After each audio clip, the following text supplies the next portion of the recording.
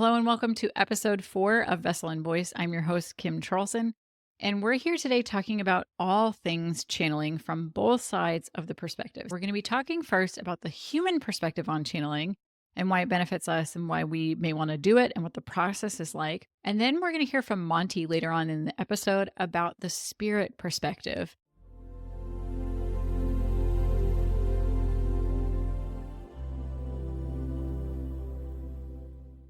Before we get into today's topic, I wanted to quickly talk about the eclipse portal that we're in right now. If you're not really into astrology, this may be something that you're seeing on social media, but you don't really know what it means. It's a really important time period, and we usually get 2 of them every year. We have an eclipse portal when we have a lunar and solar eclipse. They always come together. They're always about 2 weeks apart from each other. And during that 2-week time period in between the lunar and the solar eclipses, when we're in that space is called an eclipse portal. It's a highly transformational time that usually we're going to have some big, fast changes that are happening in our personal lives as well as the world at large. Eclipses can be kind of brutal for a lot of people because it's such a fast and abrupt change. We've been in this eclipse portal right now for about a week. We've got about another week and a bit left. We're going to have another one later on this fall. The 2 eclipses that we're having this year are all about your spiritual practices. When we have an eclipse, it involves what's called the lunar nodes, the position of where the sun and the moon would intersect and create an eclipse. You have these in your birth chart as well, and those represent your personal destiny, your personal fate, what you're working towards on an energetic level of the energies that you are trying to encompass, where you're working towards the north node and using the tools of your south node. It's the process that you go throughout in your entire life. When we're in an eclipse portal, the collective is going through this. And right now, the eclipse is moving from the energy of Virgo in our south node to the energy of Pisces in our north node. Pisces basically created spiritual practices. So that's why spiritual practices and tapping into the non-physical right now during this transformational time, as well as establishing those practices and getting that involved in your life going forward is really important because you're going to be facing a lot more changes and a lot more challenges where the answers coming from spiritual realms from the non-physical are going to be the things that are really helpful for you. This is something that Monty and I have been working on because my personal nodes in my birth chart are in Pisces with my north node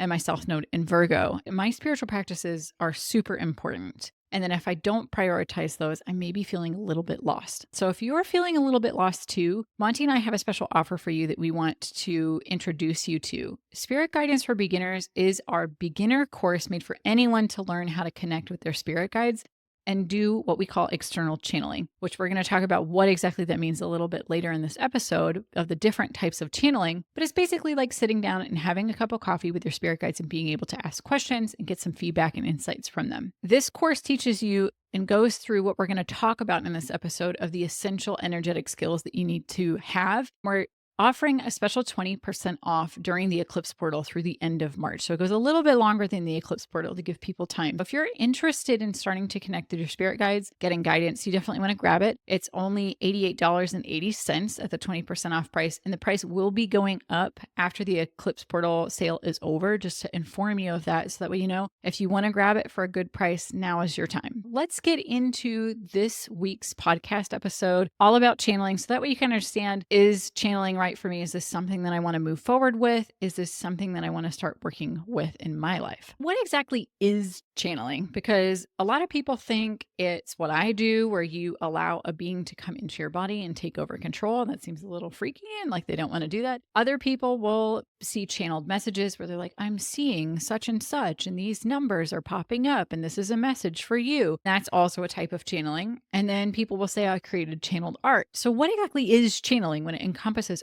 all of these different things? Channeling is any time that you are taking energy from the non-physical realm and bringing it into the physical realm. That's it. That means that channeling can go from creating art, dance, movement with your body, all the way to voice channeling. There's a wide variety of different types of channeling. The 2 that I focus on are what's called external channeling, which is when you call an energy, any type of being that you want to collaborate with, and you have them externally. So they're not in your energy. They're like sitting, like having a cup of coffee, and you're having that discussion with them. and you're getting feedback and you're getting information. It's usually done in a meditative state, but once you get kind of acclimated to doing it, you can do it while you're moving around, having just a regular day. That's external channeling. Then we have where it's different types of trance channeling, and there's a level of trance. I do, as I've talked about in a previous episode, semi-conscious trance channeling, which means that I am semi-conscious, but I'm in a deeper meditative state, and I allow the being to come into my body and assume control that I'm working with. And it's a very protected, intentional way of working with channeling, and a different level of how much the energy is coming into my physical form and how much my consciousness is out of the way. Whereas with external style channeling, your consciousness is still fully in control. You're totally in your body, but you're getting information and bringing it in through. It is different than being in the zone. Being in the zone is when you feel like you're in the flow. Things are happening easily. But the difference between channeling is that it's coming from an external source. It's not you that it's coming from. It's not coming from like your athletic or artistic ability, but rather it's coming from something else other than you. You're tapping into an energy that's not yours. And that's really the difference between channeling and just being in the zone. Anytime that you think like, I'm really in the flow here, this is great, I don't know if I'm channeling or not, you can ask yourself, okay, is this coming from me, or do I really feel like it's coming from something other than me, from some higher source of guidance or from a different energy than mine? And it could even be that you are channeling your own soul. Now, remember, your soul is part of you. Even if it feels foreign, it is part of you. So that isn't quite the same as channeling an external source. Whether or not that's channeling, different people have different opinions on that, of whether or not channeling your soul is also channeling. So just keep that in mind, that when you're talking about channeling, people have lots of different definitions about it. The process of channeling from an energetic standpoint remains about the same, regardless of the type of channeling that you're doing. And the amount of control of your energy that you have to have really depends on what type of channeling that you're doing. You have to have more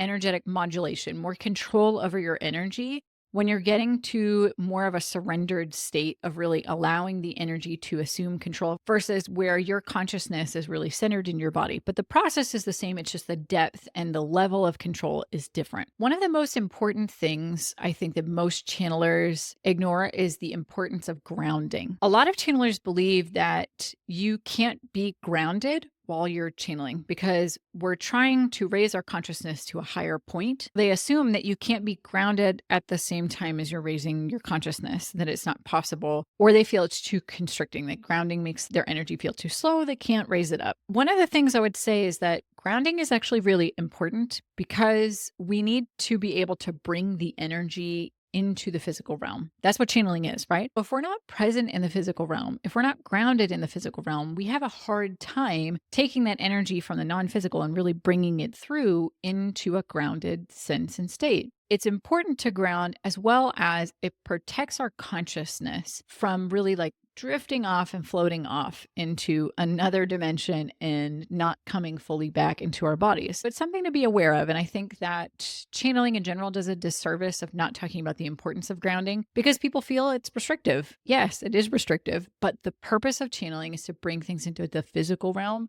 We still need to have that connection. And it also helps us stay safer while we're channeling.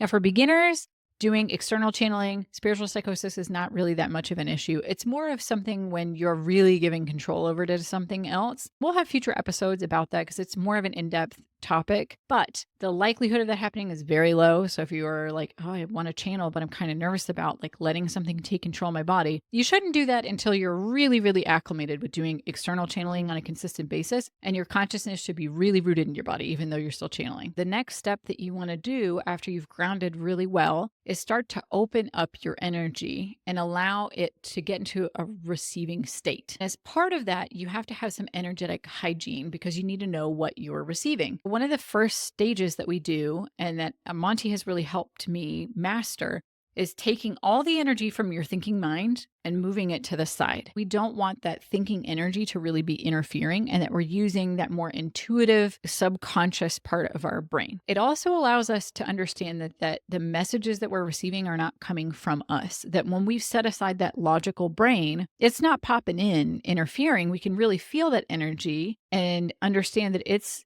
not present anymore. And so that what we're receiving really is coming from something else. The second one is you want to clear your space around you. There are beings with you all the time. There's your spirit guides. There's also beings in the spaces that you're in. There's your ancestors, guardian angels, higher vibrational beings. There's stuff around all the time. So it's important to clear your space out.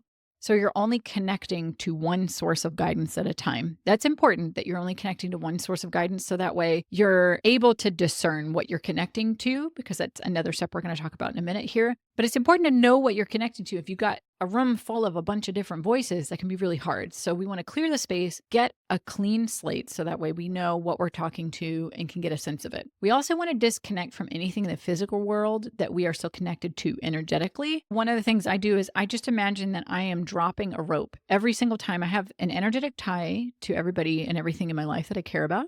And I just let go of the rope, energetically speaking. And I can pick it back up when I'm ready. I'm not, cutting the cords, but just letting them go. So that way I'm in a space that's separate for the time that I'm channeling. After you've cleared your space and you've cleared away your mind, then you want to open up your energy and allow your consciousness to raise up. How we do that is by bringing in source energy. Source energy is a higher vibrational energy. We bring it into our form, into all of our energetic centers, and really allow them to open up and expand and allow our energy to begin to occupy more space. And that allows us to really get into that expanded state where our consciousness can be at that higher vibrational level. If you've done this before in meditation, this is when you start to feel that kind of expansive, kind of stretchy outy feeling. And that's because what's happening is your energy and your consciousness is actually going up in vibration. Why we do that is because the beings that we're connecting to vibrate at a higher frequency. And so we need to get closer to them so that way we can meet with each other. If you've done all the other steps and you're struggling to connect and begin to channel, it's usually because you're not bringing enough energy into your system.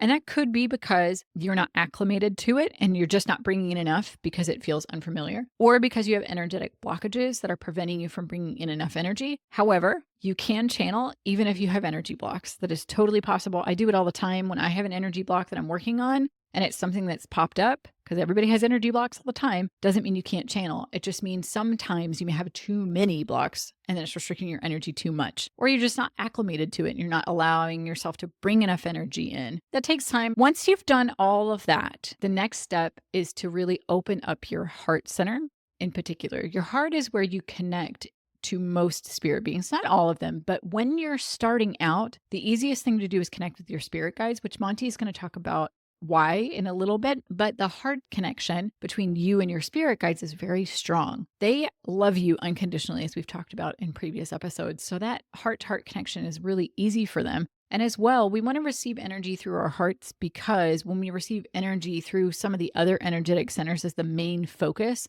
sometimes that can be difficult for beginners to really allow it to come in with the best of intentions. Not because the other energetic centers don't have good intentions or because they're insufficient, but because when we open our hearts, we're really getting into that state of surrender. And that is allowing our energetic capacity to be more open, that our heart really kind of triggers that opening of your energy. For a lot of people, when they're starting to channel, maybe they can get their consciousness up to that level, but they have a lot of wounding and a lot of fear about channeling or connecting with the non-physical realm, and they can feel a lot of that restriction in their heart. So this, by opening up the heart, is so important, especially for beginners that are trying to learn how to channel. Once you've done all that and you've prepared your vessel, basically, these are all the steps to prepare your vessel. Then with your intention, you will invite in the being that you want to channel. So your space is clear, there's nothing there, and then you invite in the being that you want to channel. And you want to be specific about what you want to channel the first time. And after you develop that relationship, then you can be a little bit more of I'm going to call this particular guide forward. Like every time I'm going to channel Monty, I say, Monty, it's time. Monty comes forward. Then I use my discernment. And I do this even still that I have a really strong relationship with Monty and I channel pretty much every single day with him. I make sure it's him every time. I discern his energy using my psychic senses to make sure it's Monty and to make sure that I am in a state where I can sense him and then connect with him. Sometimes I can feel different things depending on how my energetic state is during that particular day. Sometimes it's stronger, sometimes it's less strong. That's normal for pretty much everybody. All the channelers I've ever known would say that as well, is that it does fluctuate because we fluctuate. You can have a bad day. You might not be able to channel as strongly as you have a good day, or if you're sick or something like that. It's important then to use your discernment. And at that point, you should know that whatever you're connecting to is high vibrational, it's positive, it feels good, it doesn't feel sticky or gross or heavy or sluggish or confusing or like there's multiple voices that you're hearing. It should be one voice, it should feel positive, warm. It may not feel like warm and fuzzy, but it should still feel like it's supportive energy in some way. When you begin channeling for the first time, you're not going to bring that energy in. You're just going to keep it outside of you. That way, after you've done your discernment, you can say, okay, I'm ready to start collaborating. Let's start connecting. And that's how you're going to start to begin that relationship, is really discerning them and understanding that every single being that you connect with has their own energetic signature. They're all going to sense differently to you, whether you feel it, you see it, you hear it, whatever it is, however you're sensing them using your psychic senses, every single being is slightly different from the other. Monty, to me, has this energy that feels like light coming through water. Sometimes I will feel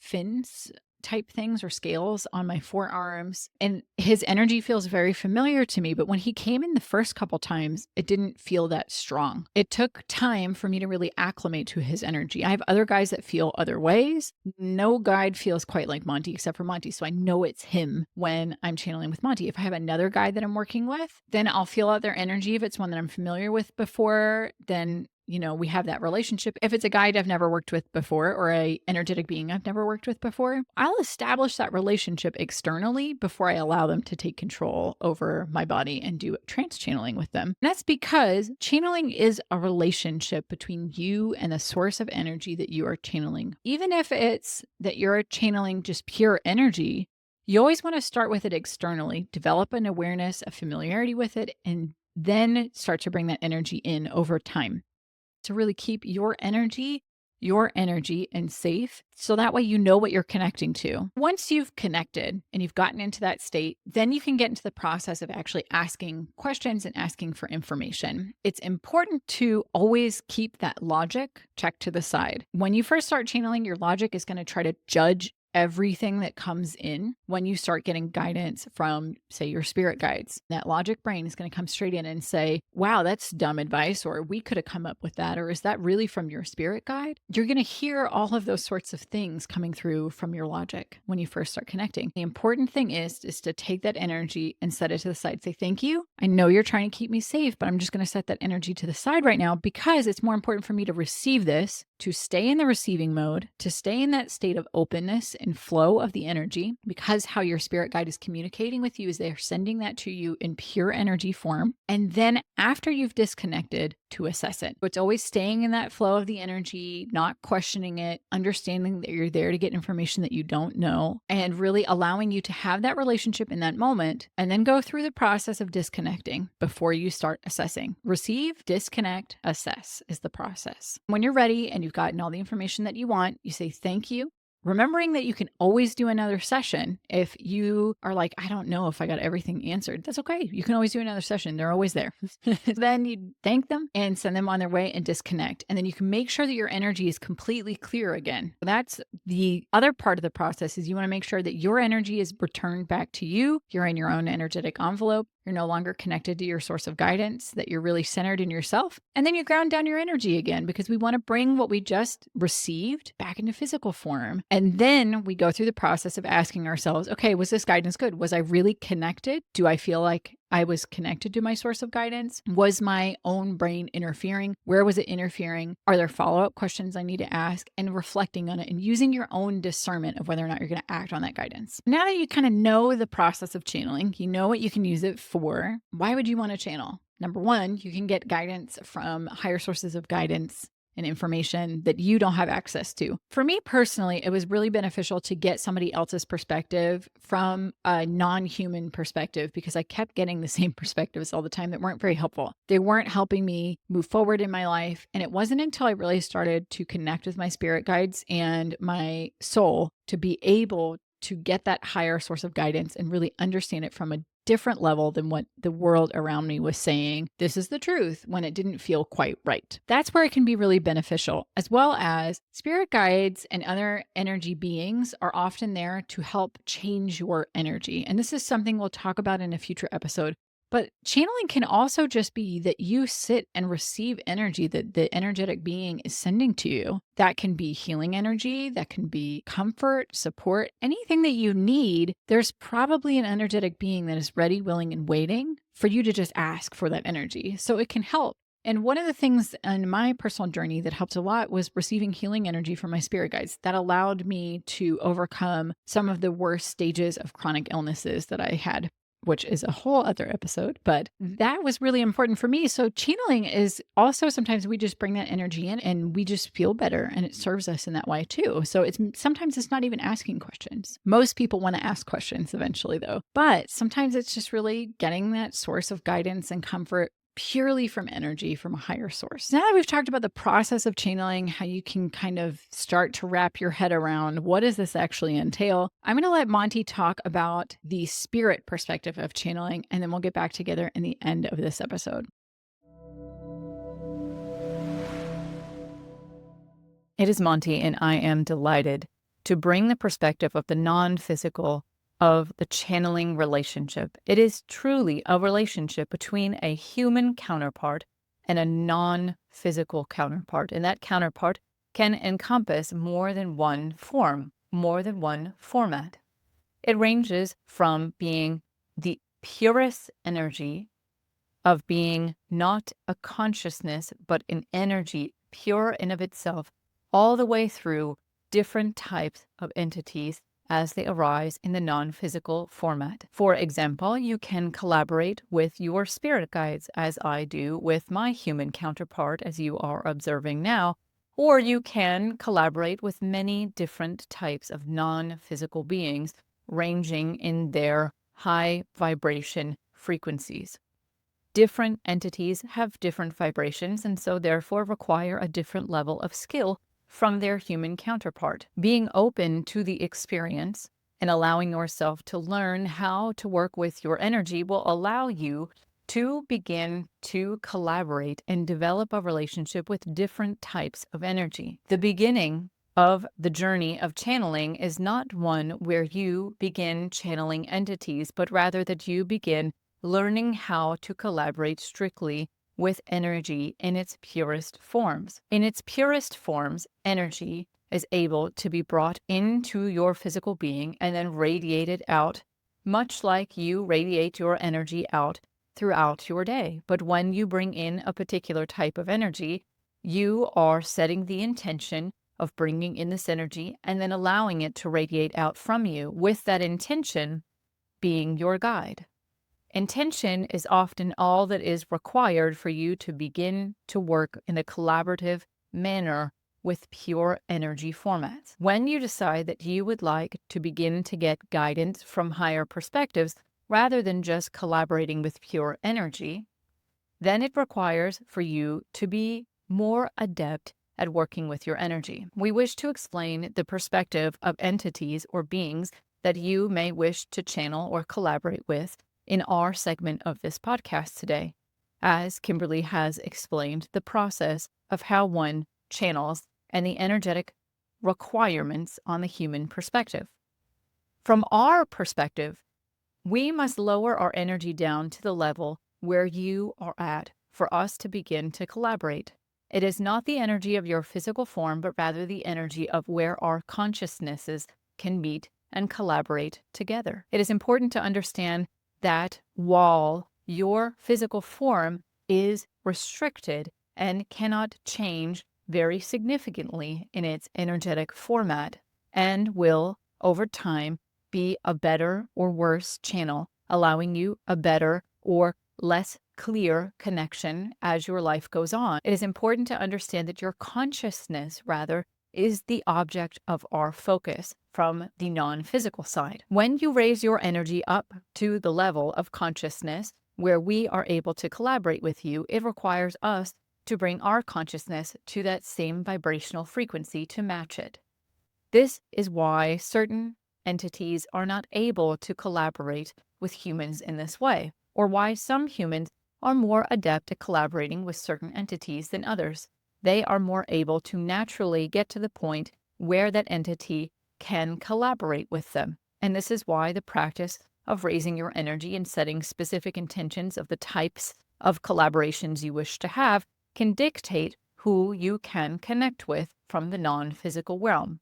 Now, we say who, but in reality, when it comes to us in the non-physical realm, some of us choose not to identify as specifically beings, but rather collectives or different types of entities. We see our state of beingness in a very different way than humans do. But that is for another episode. Rather, we wish to only allow you to understand that when you collaborate with your non-physical counterpart, understanding their perspective is different from your own is one of the keys that we ask of you. Our perspective is beneficial because it is different, and so you must allow in your own aspect for it to be open to a new perspective.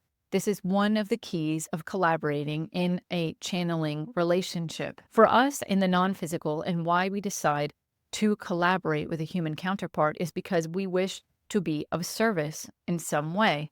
In most cases, not all entities function in this way, as all entities in the non-physical have their own goals and what they wish to do, much in the same as in physical you have your own goals and what you wish to do. Unfortunately, not all of these entities wish to be of service and collaboration in a positive manner with humans. And so sometimes you may encounter that there are entities that do not wish to have a positive collaboration or are merely in an egoic focus in that particular iteration of their energy and wish to use human counterparts more as slaves. The same can be said of humans. There are many who view that the non-physical is more there to do work for them, to accomplish specific goals for them, without regard to their relationship and collaboration. Both ends see the most benefit when the relationship is one of constructive harmony,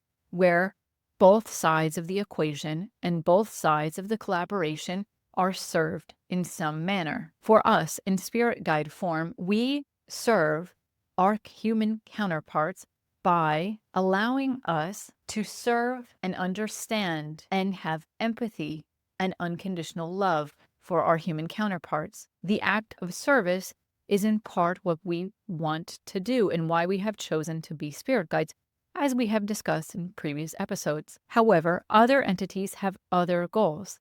Sometimes they wish for humans to be able to get the information that is required for human civilization to accelerate or to benefit from the information and insights that they can share, so that way they get to a particular evolutionary standpoint. In the case of extraterrestrials, they often wish for humans to accelerate their progress because their relationship with humans in the future is dependent upon it, as well as they can see in themselves similar traits to humanity as they once existed. It is important that when you develop a relationship with your channeling counterpart in non-physical form, that you ask what their goals are for the relationship so you can understand whether or not it is a relationship that you wish to participate in. It is important for you to understand this aspect because the relationship is one of collaboration, and you need to understand the goals of your collaboration so both parties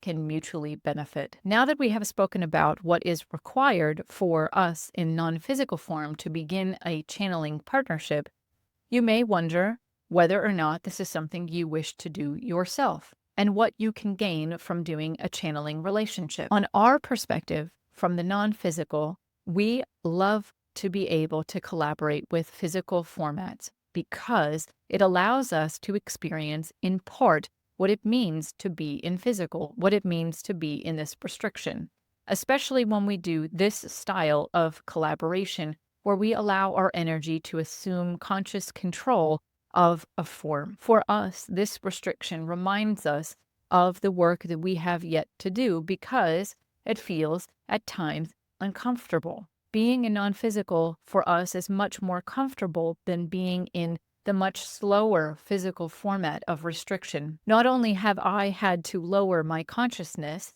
to get to the same wavelength as Kimberly during this channeling, but I have also had to allow my energy to slow itself down into a format that allows me to incorporate movements into my discussion. It is important to understand that this allows me to be in even more control of my energy and requires me to collaborate with my energy in a deeper format than if I were just in non-physical. Learning to use my energy in this way allows me to expand my energetic capacity in the same way that when you are training your strength or muscles, you do things that are restrictive, that require you to do things that are hard, that then improve your condition. It is the same. We are flexing our energetic muscles, as it were. Those are overall many of the goals of a channeling relationship from our perspective. While it is all about the energy collaboration, it is also because we enjoy watching the progress of our human counterparts. We love sharing the perspectives that we have to share with others because we can see how it is beneficial to others in the type of channeling relationship that we have with our human counterpart. Now, not all spirit guides or eternal beings would wish to have this sort of relationship with their human counterpart. So understand that while some may come forward, they may not yet be adept at doing this type of interaction, or they may not desire this type of interaction. It is always done willingly on both parts of the equation. The same goes for you.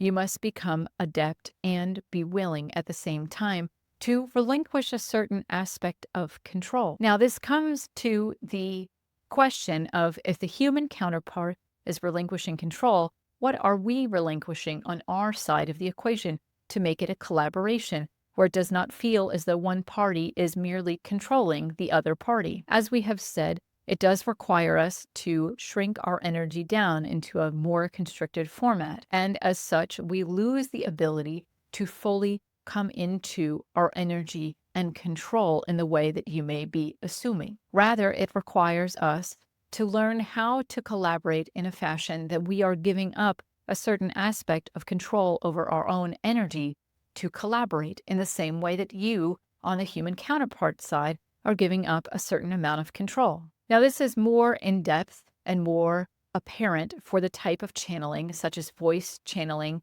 or physical mediumship. But in instances where you are merely in your physical form, where your consciousness is still present, and you are collaborating in listening or seeing or sensing your spirit team or other non-physical entities, that aspect is still there because we are required to bring our energy down to the level of your consciousness, where our energy is not as capable of creation and movement as it is otherwise. That is, in part, the aspect of the control that we give up when we collaborate in a channeling relationship. For many of us, channeling relationships are very beneficial because we get to see your perspective at the same time.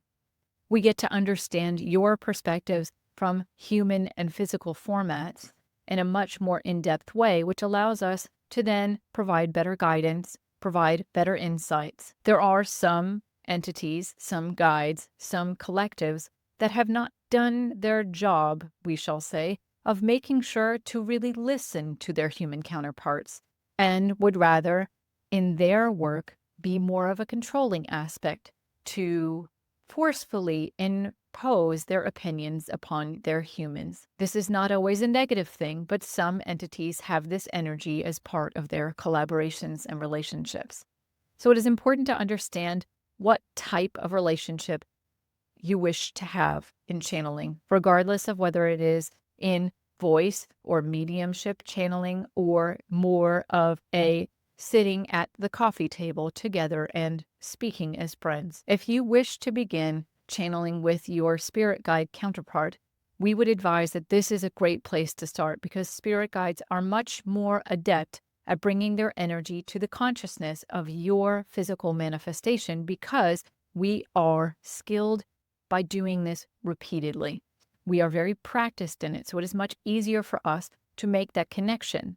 Other non-physical entities that are at a higher vibrational level are not as adept at this because not only do they have further to step their energy down to your conscious level, even if you are capable of raising it up higher, they are also not accustomed to doing it on a routine basis. There are some that do it much more and work collaboratively with humans, such as archangels and some extraterrestrials, as well as some other non-physical entities that you may be curious about. However, there is a whole plethora of them that have not yet collaborated with humans or do not routinely, and so therefore have more difficulty making these sorts of relationships and collaborations together. Beginning with your spirit guides is often the easiest because we are adept at it already, and there is typically a member of every human team that is ready and awaiting to collaborate with you through channeling in some format. We would be delighted to also help you. And if in the instance where you need help, please just ask and we will be there to assist you. That is all from our spirit perspective. Thank you.